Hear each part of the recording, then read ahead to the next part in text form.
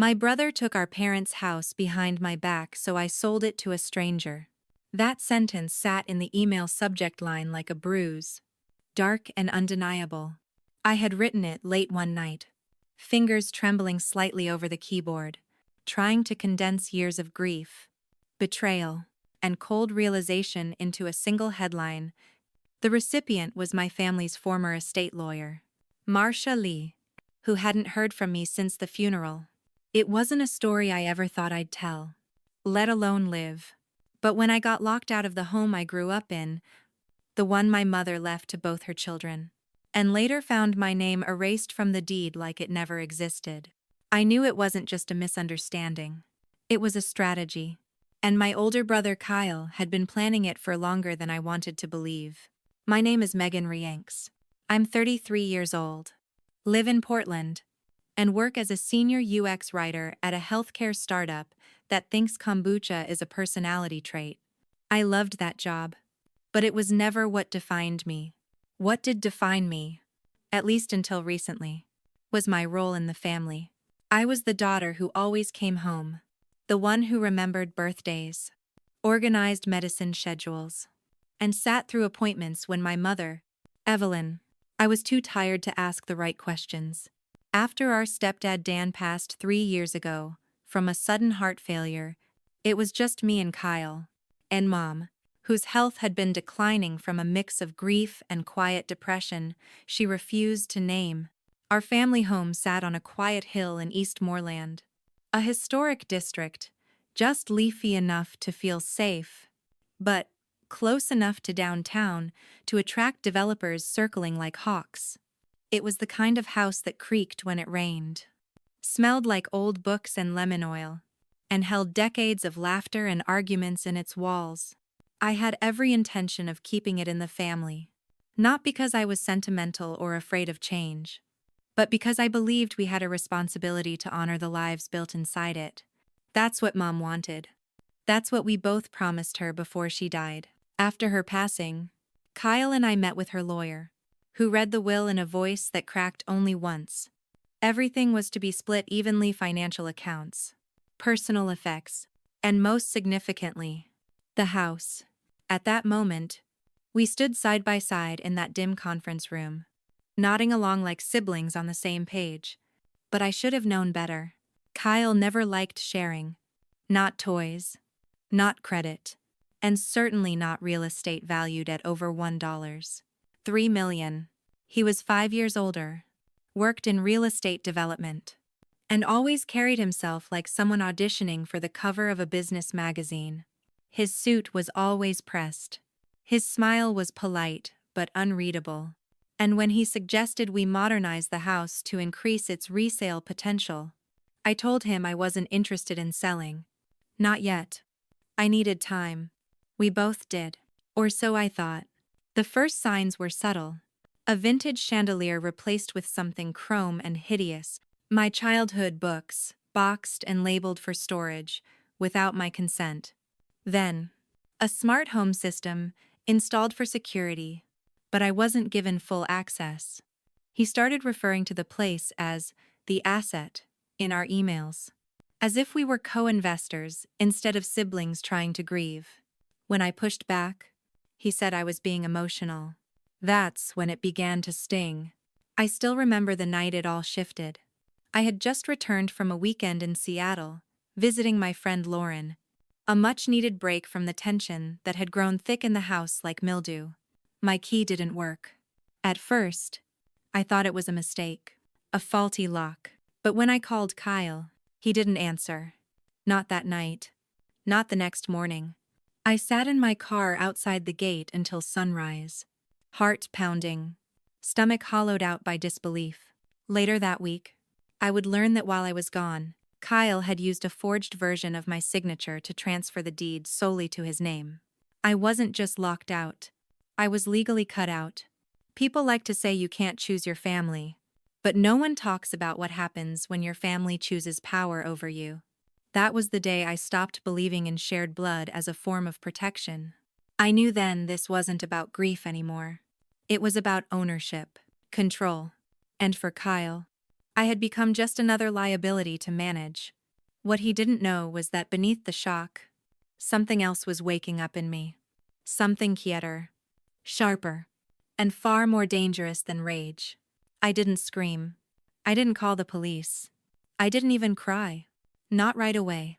I just sat there. In my car, parked outside the house I had cleaned every Sunday for over a decade, staring at the locked gate like it had betrayed me too. There's a silence that comes when your body knows something before your mind will catch up. My hands went cold.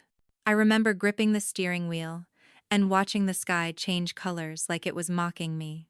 The house stood there, so familiar on the outside, while everything inside had been rewritten without me. I didn't know how to explain it to anyone.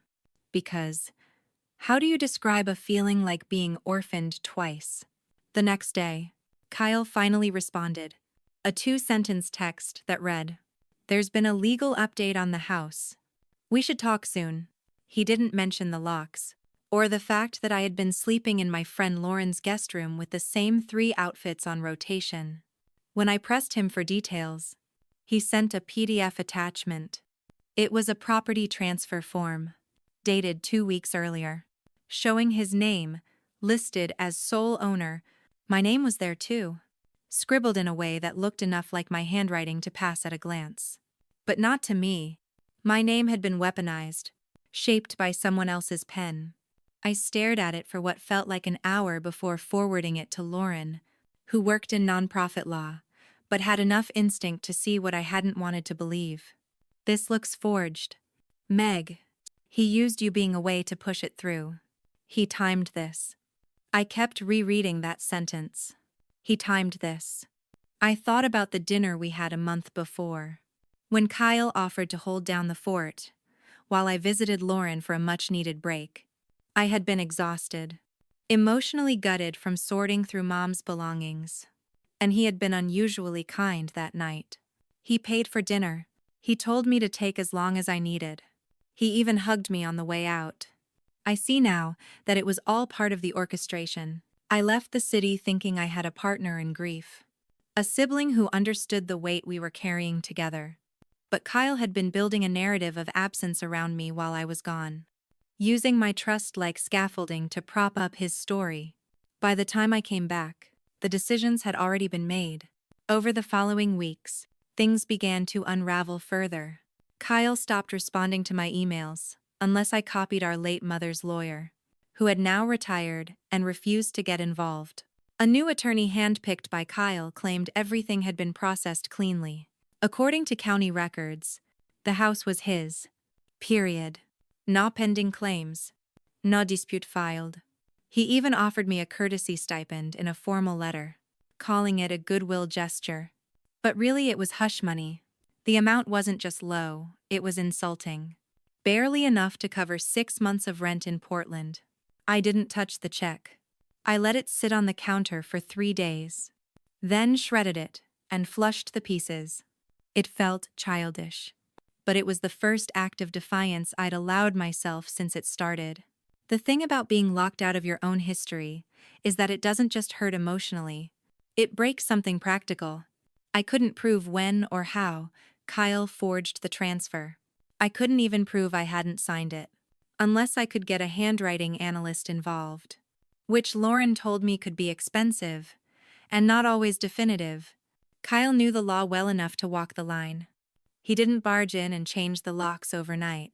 He played chess, slowly replacing things, rewriting the story in email threads, crafting a trail of reasonable decisions that made it look like I had consented every step of the way.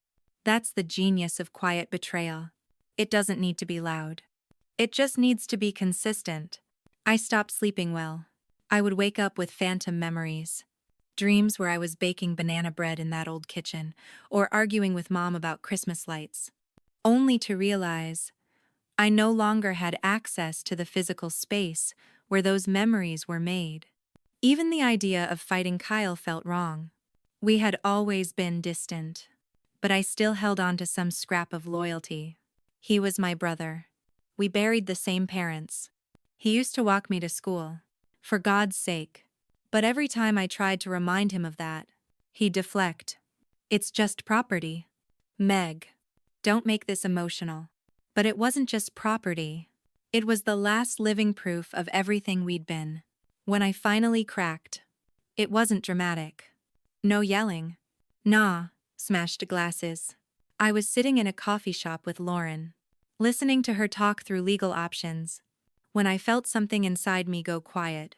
I remember staring at the swirling foam in my cup and thinking, if I keep waiting for him to undo this, I'll disappear. That's the moment something shifted. I didn't want revenge. I wanted clarity. I wanted to stop bleeding in places no one could see.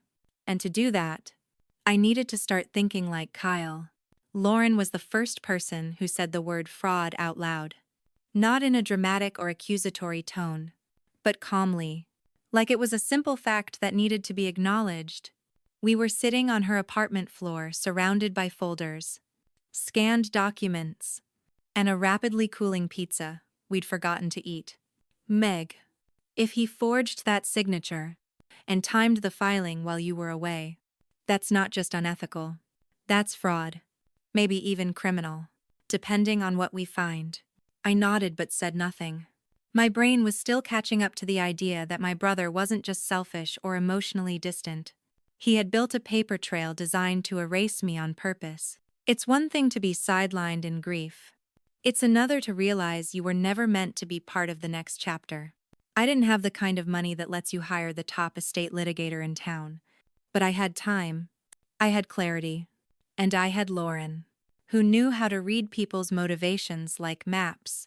She told me the first thing we needed was documentation. Not just proving what he did, but showing the pattern. That's the thing about people like Kyle. They never just take one thing. They take slowly, repeatedly, while convincing you. You're overreacting. So I started looking back, building the timeline from the ground up. Emails, texts, even calendar invites. He had sent me every digital crumb I had. And when I laid them out, a pattern emerged. His concerns about my mental health, his repeated use of the phrase temporary arrangements, the shift in language from we to I. It wasn't sloppy. It was rehearsed. Then came the accounts. I logged into the shared maintenance fund we had set up for house bills and found several charges I didn't recognize. Landscaping work I had never seen. Appliance upgrades. Even a payment to a staging consultant. When I texted Kyle about it, he replied, with one word, optimization. No context. No apology. It was like he had already rewritten me in his mind as someone inefficient. Someone soft. That was the narrative he was building. And I was starting to believe he had been planting it with others too. Neighbors. Extended relatives. Maybe even people in the community. One day, I ran into Gabe, the guy who had lived 2 doors down from us since I was 10. He pulled me aside after yoga class, looking uncomfortable. Hey, is it true you signed the house over for a cash buyout? I blinked. What? He looked confused. That's what Kyle said. He told us you didn't want the hassle. I felt the heat crawl up my neck. No, Gabe, I never signed anything willingly. He went quiet, then nodded slowly. I knew something felt off. That's when I realized Kyle wasn't just manipulating paper. He was manipulating perception. And in a city like Portland, where everyone knows someone who knows someone, that's half the battle. If enough people believed I had walked away, it didn't matter if the signature was fake. He would have already won the narrative war. I needed more than outrage. I needed witnesses. Proof. And most of all, I needed him to believe I had given up. Lauren and I came up with the plan over several nights, and too much diner coffee. We would document everything discreetly. No legal threats yet. No angry emails. Just quiet presence. Strategic questions. I started attending open house events in nearby neighborhoods, where I knew Kyle's company was active. I posed as a prospective buyer, asked innocent questions, and listened. One of his junior partners let slip that Kyle had a major development plan tied to an inherited property off East Moreland. That property was our house. I didn't react. I smiled, thanked him for the info, and walked out into the cold air with a rage so calm, it felt like clarity. Kyle wasn't preserving the house for family. He was prepping it for commercial zoning. He had no intention of keeping anything my mother loved intact. Her rose garden, the breakfast nook, even her reading chair in the sunroom. All of it was temporary wallpaper to him. At this point, the urge to confront him directly burned like acid in my chest. But Lauren warned me not to. If you push now, he'll double down. He'll frame you as unstable, or bitter, or worse. Let him believe you're tired. Let him talk. So, I leaned into the role. I sent him an email that read, "I just want to move on. Let me know if I can come get some sentimental things." He replied within 5 minutes. "Of course. I'll be there to supervise. Bring a box." That response told me everything I needed to know. He thought he'd won. He believed I was small. That made him predictable. I didn't want revenge. But I did want the truth. And I was learning that sometimes the most dangerous person in the room isn't the one shouting. It's the one who starts writing everything down. The first time I walked back into the house after everything, it felt like stepping into a memory. Someone else had redecorated. The scent was wrong. The floors had been stripped of their creaks. Every surface gleamed with the kind of polished hollowness you only find in staged homes. Kyle greeted me at the door, like a polite landlord meeting a tenant for a final walkthrough. No warmth, no acknowledgement of what he had done. Just a clipboard in his hand, and a timed smile that didn't quite reach his eyes. I told myself to breathe normally, to play along. Lauren's voice echoed in my head like a compass. Don't challenge. Don't provoke. Just observe. So I stepped inside and said thank you. He gave me 30 minutes. I could take anything personal and non-essential. I knew what that really meant. No family records. No furniture. No letters. Definitely not the recipe box my mother and I had built over 20 years. But I hadn't come for those things. Not yet. I had a small crossbody bag with my phone set to silent recording mode and a folded list of rooms I wanted to walk through. Kyle trailed me like a bored museum docent, offering the occasional comment about updates or paint choices. We opened up this space. Feels more modern now. Don't you think? I nodded. He wasn't expecting praise. He just wanted agreement. Confirmation that he had improved something. I let him talk. In the kitchen, I paused by the windowsill where Mom used to keep her lavender plant. The pot was gone. So was the smell. It had been replaced with sleek quartz counters and a wine fridge that hummed like an appliance commercial. I leaned in, pretending to admire the backsplash. But really, I was watching the camera in the upper corner of the ceiling. Motion triggered. Infrareded. New. I smiled faintly and moved on. Upstairs. I stepped into the guest room that used to be mine. The wallpaper had been torn down. The hardwood floors were refinished in a color so pale it looked sterile. I opened the closet and found one of my old storage boxes still labeled in my handwriting. Inside were winter scarves, some school notebooks, and, inexplicably, one of Dad's old wool hats. I pretended to sort through it while discreetly sliding the hat into my bag. Not for evidence, just for memory, something that hadn't been scrubbed clean. I asked Kyle if I could check the attic. He hesitated just long enough to let me know. I'd hit a nerve. It's being cleared out next week. Staging furniture going in soon, he said, already turning toward the stairs. I followed. The attic was dusty, oddly untouched, compared to the rest of the house. Boxes still stacked. A few photo frames leaning against the insulation wall. I made a mental note of everything labels. Dates. Anything with handwriting. Kyle hovered near the door. I could feel his impatience vibrating like static. I kept my tone neutral. You kept Mom's high school yearbooks. He shrugged. I didn't have time to go through all that. I wanted to ask if he had time to go through the forged signature instead. But I swallowed it. The silence served me better. Over the next 3 weeks, I repeated the same pattern. Short visits. Always supervised. Kyle's assistant joined once. A young woman named Tessa, who seemed unaware of the deeper context but clearly instructed to keep her distance. I photographed everything I could. Every legal folder he left half open. Every renovation plan spread across the kitchen table. Every contractor invoice with dates that didn't match my travel records. I wasn't looking for a smoking gun. I was building a case, one thread at a time. And while I was doing that, I started reaching out quietly to people who had known our family for years. Mrs.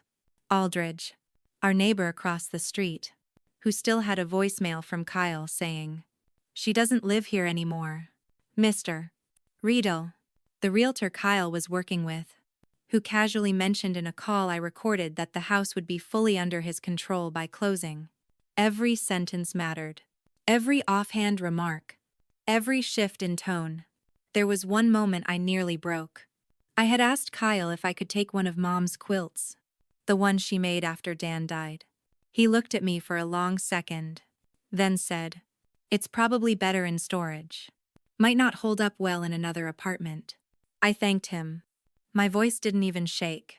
But when I got into my car that day, I sat with my hands on the steering wheel for almost 15 minutes, staring at my own reflection in the rearview mirror and thinking, I'm not letting him be the last voice that speaks for her. Back at Lauren's place, I started organizing everything: timelines, evidence folders, cross-reference statements. She called in a contact who worked in estate litigation, and we began the process of preparing a formal inquiry. Not a lawsuit, not yet, but enough to notify the county clerk that the deed transfer was under investigation. Kyle hadn't noticed yet. He was too busy taking calls in the sunroom he now used as a home office, telling developers he had exclusive rights. I kept my phone silent and my camera charged. The thing about people like Kyle is, they love to talk when they think the room belongs to them. All I had to do was stay quiet long enough to hear everything. The first time Kyle called me without warning in over 2 months. It was a Thursday afternoon. I let it go to voicemail. There was something in the way he said my name measured. Clipped. Like he was trying to act casual but couldn't quite pull it off. "Hey, Megan. Just wanted to check in. I noticed some activity around the deed inquiry and figured we should talk. Call me back when you get this." It wasn't panic, but it wasn't confidence either. I listened to it twice, then sent it to Lauren, who replied within 10 minutes. "He's sniffing something. That means the pressure is working." What Kyle didn't know was that while he had been telling agents the house was moving into escrow, I had been quietly expanding my web. Lauren had connected me with a woman named Ria, a retired paralegal who specialized in signature analysis. She didn't just look at letters. She studied pressure points, stroke hesitation, pen rhythm. She examined the document Kyle filed with the county against 3 years of my signed employment contracts and medical forms. Her verdict was polite but clear. "It's not yours. Someone traced your name off a scan, likely used a lightbox or projection method. It's confident, but not authentic. It's performative." I asked her if she'd testify. She said yes, without hesitation. The same week, I got a message from Gabe, our old neighbor, who had overheard Kyle on the phone with a potential buyer, bragging about how he streamlined the transfer and consolidated the paperwork during a family health emergency. Gabe hadn't spoken to me in weeks, but now he sounded unsettled. It didn't feel like something he should be proud of, he said, then offered to write a sworn statement. These were small wins. Maybe, but they mattered. Every detail added weight. Every voice pushed back against the clean story Kyle had built. And he had built it carefully, emails sent at just the right time, photos curated for buyer packets, a false narrative that I was unstable and uninterested. But he underestimated what happens when the quiet one starts paying attention. I kept visiting the house under the guise of collecting small items. Photo albums, jewelry with no real monetary value, old cookbooks, I never took anything that would trigger suspicion. But I studied everything. Which door had a new lock? Which drawer had moved? The files on his kitchen counter. Some labeled Q3 liquidity. Others tied to a private firm. I looked up later and found linked to luxury short-term rentals. Kyle didn't just want to sell the house. He wanted to flip it into something unrecognizable. Something sterile. Something profitable. And I was a loose thread that didn't match the aesthetic. During my 6th visit, something shifted. I noticed the framed family photos that used to line the stairway were gone. In their place were abstract prints, probably chosen by a consultant. I asked where the originals were, keeping my tone light. Kyle barely looked up from his phone. Storage. Didn't seem relevant anymore. Buyers want clean. That word again. Clean. As if our family was a stain to be removed before the real transaction could begin. I didn't respond. I just smiled, walked into the hallway closet, and took a quiet photo of the empty frame boxes labeled with shipping addresses I didn't recognize. That night, I wrote out everything we had. The forged signature, the real estate staging invoices that predated my supposed agreement, the neighbor testimony, the expert analysis, a signed letter from Mom's friend confirming that Kyle had pressured her into saying I'd moved out voluntarily. Each piece on its own wasn't enough, but together, they were beginning to form a pattern, one of deliberate erasure, layered fraud, and inheritance manipulation. Lauren said we had maybe a week before Kyle realized how tight the noose had gotten. We needed a final move. Something undeniable. The idea came from Diana Winters, a legal strategist Lauren brought in for a consultation. Diana had a sharp mind, soft voice, and zero tolerance for manipulation. After hearing everything, she didn't blink. He'll lie under oath. He'll fake memory gaps. But people like him can't help themselves when they think they've already won. That's your window. Her plan was simple. Set a trap. Let him talk. Record everything. In our state, one-party consent laws allowed us to do it without informing him. The risk was high. If he caught on, he could retreat, delay, or bury documents before we filed. But if we played it right, we could catch him admitting the full story. On record, with witnesses. Kyle thought he had erased me. I thought I would move on like a ghost who knew her place. But what he forgot was that some ghosts stay. And some of them learn to document every room they've ever been written out of. The invitation was casual, almost lazy, like he didn't expect me to say yes. Kyle texted late Friday night, hosting a few people Sunday to walk the house. Stop by if you want to see it one last time. I stared at the screen for a full minute before replying with a single word. Sure. He'd always underestimated what I would show up for. I think part of him still believed I was orbiting his decisions like a resentful planet. Too emotional to be strategic. Too tired to be dangerous. But Sunday wasn't about grief anymore. It was about proof. And by the time I stepped through that front door, my phone was already recording from inside a silk pouch, stitched into the lining of my jacket. The open house crowd was exactly what I expected. Investors with sunglasses clipped to their shirts. A local developer who kept calling it an undervalued gem. A young couple pretending to care about school districts when all they really wanted was the prestige of living in Eastmoreland. I moved through the space slowly, knolling at Steiner's, touching the banister, like I was saying goodbye. Kyle spotted me by the living room and raised his glass in mock welcome. Didn't think you'd come. I thought this kind of scene wasn't your thing. I smiled and shrugged. Figured I'd see what it's becoming. For 30 minutes. I floated, listening, watching, smiling when I had to, recording every sentence that hinted at timing, price, and intent. Then, as the crowd began to thin, I drifted toward the kitchen where Kyle stood alone, pouring himself another drink. I waited until he looked up. You really think Mom would have liked this? I asked. Not accusing. Just curious. He didn't flinch. She wanted the house to stay valuable. I'm making sure it is. His tone was smooth, but his eyes tightened. I leaned against the counter and let the silence stretch. And forging my name, that part of the plan too, he chuckled. Low and bitter. Please. You were barely here after she passed. I handled everything.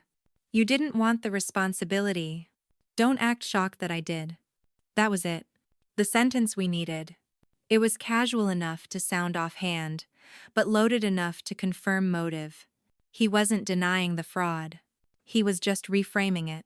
Self-justified theft packaged as competence. I didn't reply. I just looked at him for a long moment and said, "You always confuse control with care." Then I stepped back, thanked him for the wine, and left. My hands didn't shake until I reached the sidewalk. The air felt heavier somehow. But I didn't pause. I walked straight to the car and sent the audio file to Diana and Lauren with the subject line. He said it. The legal motion was filed 2 days later. Diana moved fast, leveraging everything we'd compiled. We didn't sue immediately. We filed a complaint with the county registrar, citing title fraud, document falsification, and breach of estate agreement. Within a week, Kyle received the notification. I heard about his reaction from Tessa, his assistant, who had quietly switched sides after overhearing too many cleanup calls. She said he punched a cabinet door and locked himself in his office for hours. I didn't celebrate. I just exhaled. 2 days later, I received an email from the real estate agency Kyle was working with. The sale had been paused. Buyer financing was pulled. The house was under legal review. For the first time in months, the property sat still. No contractors. No new listings. Just the sound of silence finally returning to a space that had been picked apart for profit. Kyle sent me one text during that time. You made your point. Don't burn the whole thing down just because you didn't get your way. I didn't reply. There was nothing left to say. I went back one last time after that.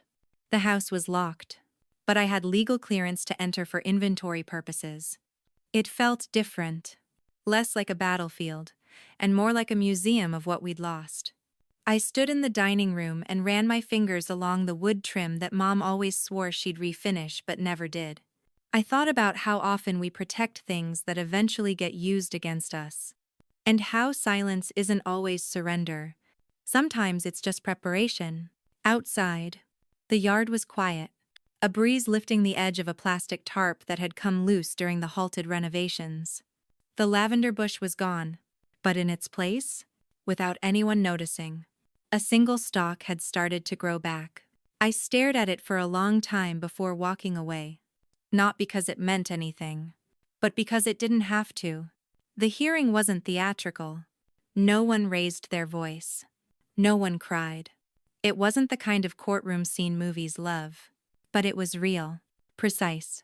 A slow dismantling of a version of the truth Kyle had crafted for months. I sat beside Diana, hands folded in my lap, while Kyle answered questions that seemed harmless at first, but soon narrowed into uncomfortable corners. The judge, a sharp-eyed woman in her late 60s, asked direct questions and waded through his silences. At one point, he blamed a notary who must have misunderstood instructions. Later, he said he had assumed I'd consented because I hadn't shown up for the early probate meetings. Diana didn't interrupt him. She didn't need to. His story was unraveling on its own. I was called last. Not to argue, just to confirm. I spoke simply. I told them I was never shown the deed transfer. That the signature wasn't mine. That I had asked repeatedly for transparency, but was dismissed as being dramatic. I showed the evidence we'd gathered, the emails, the time-stamped photos, the forensic signature report. The judge didn't react much, just took notes, nodded once, and said, "Thank you, Miss Rienks." It lasted under 10 minutes, but something shifted when I walked back to my seat. Kyle avoided my eyes for the first time in years. Like he finally saw I wasn't a complication to manage. I was a wall he hadn't seen coming. 3 weeks later, the ruling came down. The deed was frozen. The house sale canceled. All associated listings removed. The court ordered a formal investigation into potential title fraud, and a third-party estate mediator was appointed to review all financial activity since Mom's passing. It didn't put money back in my pocket. It didn't reverse time. But it did one thing better. It made my name whole again. The woman everyone had quietly framed as emotional, reactive, too fragile for the real world, was suddenly the one standing on record as the only adult in the room. The house sat untouched through the fall. The new buyers walked. Kyle went quiet.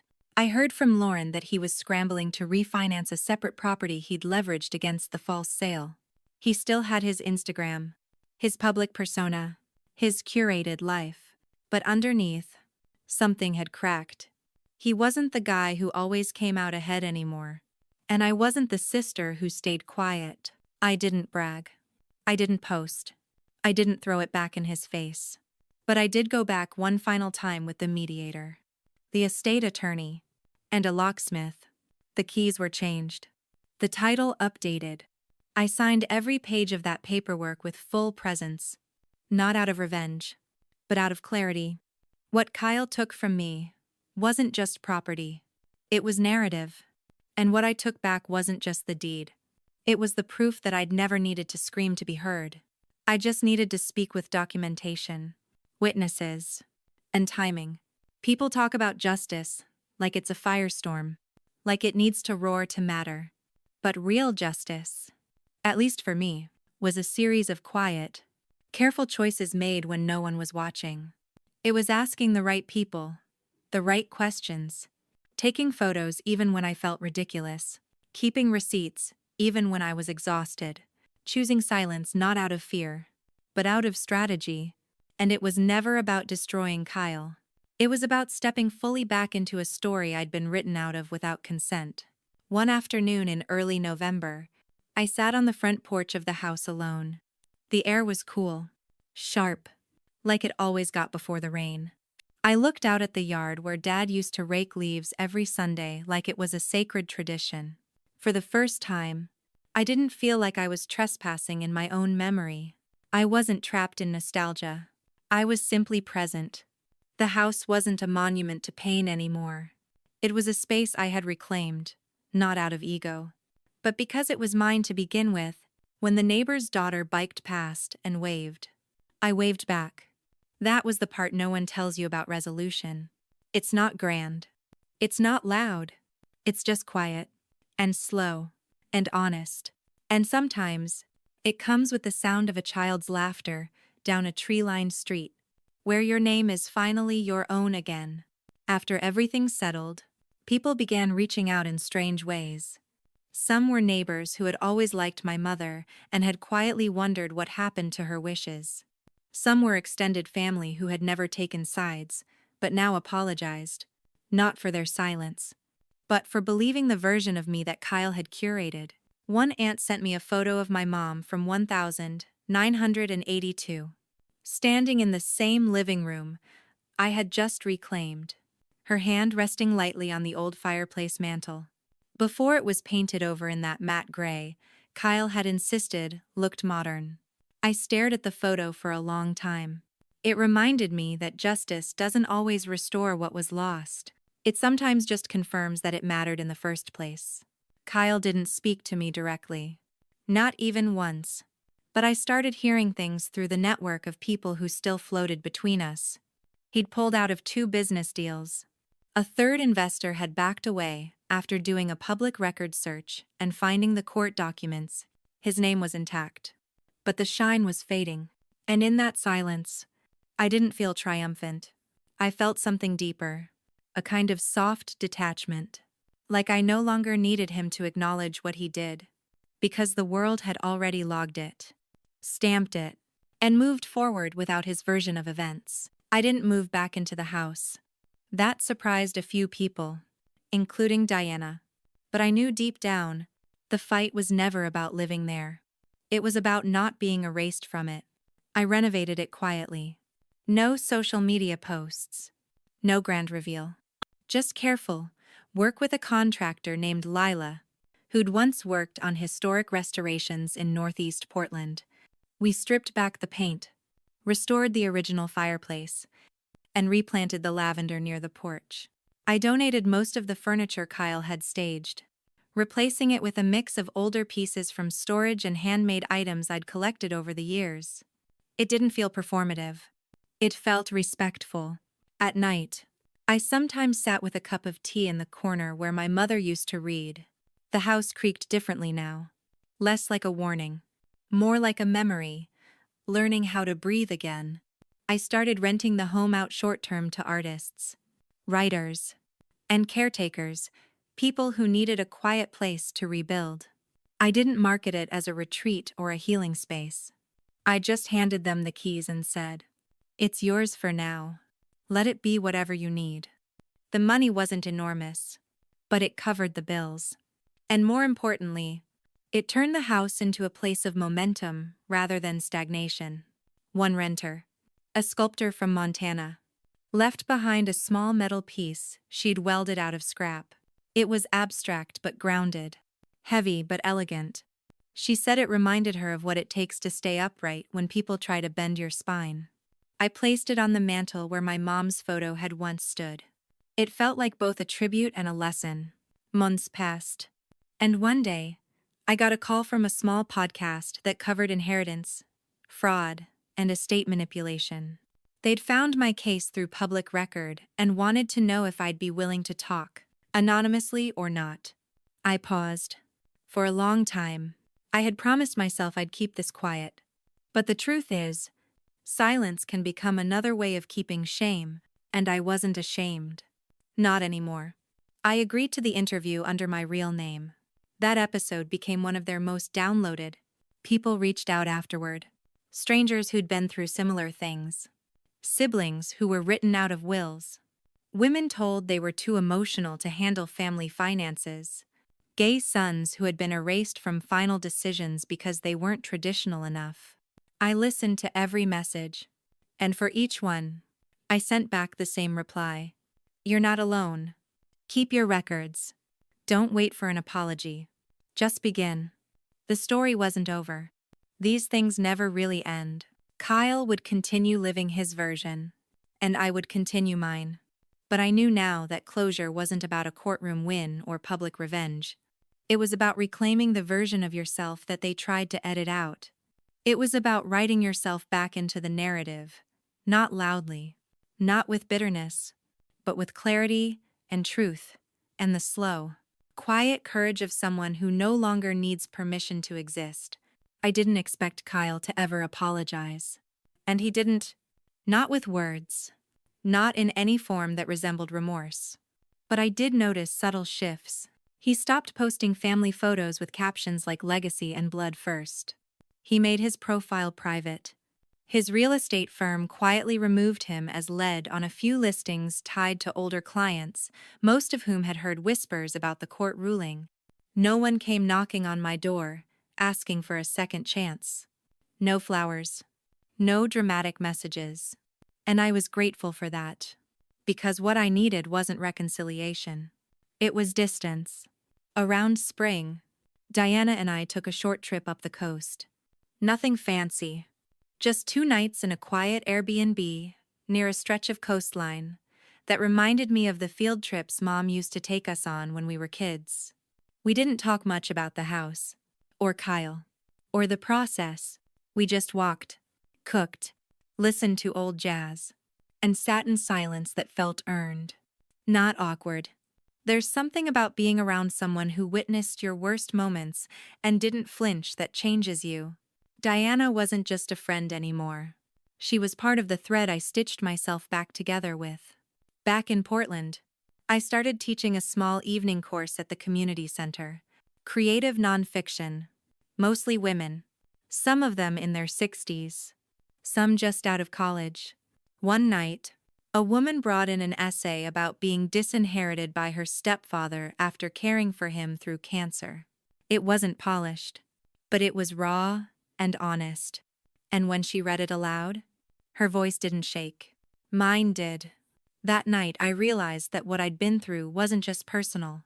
It was systemic. A quiet epidemic of women being sidelined, underestimated, and erased not always by strangers, but by people who once tucked us in at night or braided our hair. So I kept teaching and writing. Not about Kyle directly, but about pattern recognition, about intuition, about how not every betrayal is loud or violent. Some come dressed as you're too sensitive, or it's just paperwork, or family knows best. I wasn't angry anymore, but I was awake. And with that awareness came something unexpected: peace. One afternoon, I walked through a small antique bookstore tucked behind an old bakery on Hawthorne. A hand-painted sign in the window read, "Stories find you when you're ready." Inside, the air smelled of cinnamon and dust. The owner was an older man named Ellis, who looked like he'd never rushed a day in his life. We got to talking, and when I mentioned I'd once worked in editorial, he asked if I'd be interested in curating a series of first-person essays from women over 40. "No pressure," he said. "Just stories that haven't been told loudly enough." I said yes, without hesitation. The project grew slowly. One submission became 5, then 10, then 27. Some came scribbled on notepads. Others arrived typed in courier font from women who had never used Google Docs but had lived through divorces, land disputes, stolen patents, and silences that stretched generations. I didn't edit their voices. I just helped shape the container. The essays weren't polished, but they were alive, and in each one, I found reflections of my own experience, not the details, but the essence, the ache, the clarity, the quiet revenge of persistence. That June, Ellis asked if I'd speak at the bookstore's anniversary. I stood in front of 30 strangers and read a passage from one of the essays. Not mine, but one that captured what I'd been feeling for years, without knowing how to name it. When I looked up, a woman in the back row had tears in her eyes. Not from sadness, from recognition. Afterward, she approached me, pressed a hand to my arm, and said, "Thank you for not turning bitter. It shows." I nodded, but I didn't reply right away, because the truth was, bitterness had knocked on my door many times. I just stopped letting it in. Not because I was noble, but because I realized bitterness eats time. And I'd already lost too much of that, trying to get someone else to tell the truth about me. A year after the house was sold, I drove past it once. Not out of nostalgia, not even curiosity, just routine. The street looked the same on the surface. Same slow bends, same hydrangeas, wilting under late summer heat, but something felt unfamiliar, like the energy had shifted. A new family lived there now. Kids had drawn hopscotch grids on the sidewalk in pastel chalk. There was a pair of rain boots left by the porch. The house didn't belong to my memory anymore. And that felt right. I didn't slow down. I didn't stop to look in the rearview mirror. I just kept driving. Window cracked. One hand resting on the wheel, the other holding a lukewarm coffee from the same shop Mom used to love. I thought of her then, not as the woman who unintentionally caused the fracture, but as someone who would have quietly understood why I walked away, instead of trying to fix what couldn't be mended. She raised me to know when silence was power and when speaking up was a boundary. I had finally learned both. That fall, the bookstore series turned into something bigger. A small indie publisher picked up the project, offering to compile the essays into an anthology. I didn't think twice. The title came to me one night while washing dishes. Uninvited Daughters. It wasn't meant to be angry. It was meant to be accurate. We were the women whose names were left out of wills, off guest lists, outside company, founding documents. But we were no longer waiting for an invitation. At the launch event, held in the same bookstore where it all began, I wore a simple navy dress and didn't prepare a speech. Instead, I read a small excerpt from a submission by a woman who had been forced to hand over her business to her younger brother after their father died. She didn't sue. She started over, quietly. Now she runs 2 boutiques and owns her own space outright. When I looked up after reading, I saw a room full of eyes not filled with pity, but with fire. That's the thing about quiet stories. When told honestly, they roar louder than drama. Kyle never showed up. Of course not. But someone from his office emailed me 2 months later, asking if I'd be interested in consulting on a rebrand for a wellness center they were launching in Santa Monica. I smiled reading the message. Not because I wanted revenge, but because I knew my answer wasn't born from spite, it was born from clarity. I simply replied, I'm not available. Wishing you the best with the launch. And I meant it. By the time the holidays came around, I wasn't angry anymore. I was whole. My apartment was small but warm. The windows let in morning light. And the bookshelves smelled like cedar. I'd framed one of the essays from the anthology and hung it beside my desk. It read, They told me family was everything. They forgot to mention that dignity is too. Every time I passed it, I remembered the version of me who once stood outside a locked gate, unsure of whether she had a place in her own family. That girl didn't vanish. She just evolved. People still ask if I've spoken to Kyle. I haven't. And I don't need to. Some stories don't require a closing scene. Just distance and truth. I don't stalk his life online. I don't track his wins or losses. I'm not measuring healing against his downfall. My life is no longer tethered to his timeline. Last week, a younger student in my class asked, How do you know when it's okay to move on from something that was stolen from you? I took a long breath before answering. When you've built something no one else can take, I said, and it feels like yours, even when it's quiet. That's what this journey gave me. Not vindication, not applause, but roots. A name I reclaimed. A peace I didn't have to beg for. A story that now ends where it began. Not with betrayal, but with a door closing softly, and another one. I built myself opening to light. If your story had ended the same way, quiet, grounded, dignified, would that have been enough for you? Or were you waiting for them to say sorry first?